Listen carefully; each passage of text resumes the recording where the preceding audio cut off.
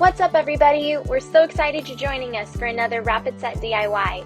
Today we are making these fun concrete letters that can either serve as a decor piece or possibly a magnet for your fridge.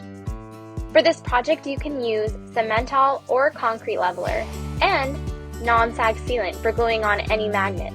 First you want to grab your choice of letter concrete molds, big or small. Then collect your mixing supplies and safety gear and start by prepping your mold by spraying it down with the cooking oil to keep from the concrete sticking to the mold when we're done. Then we can start mixing our product. For the big letters, I used Cementol. I started with 4 parts Cementol, then mixed in 1 part water. It's important to keep mixing until you get that nice creamy cake batter consistency.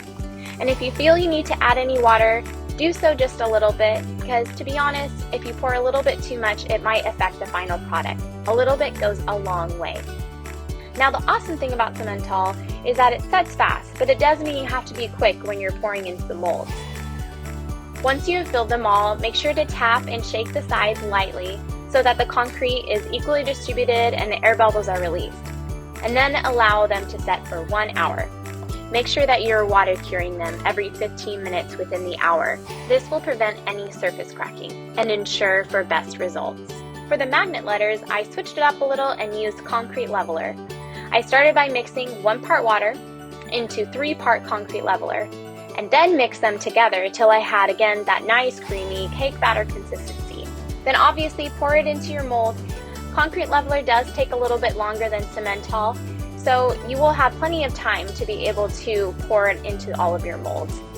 And depending on your bucket, it might be a little hard to get into a small mold, but you can always clean off any excess concrete when you're done pouring.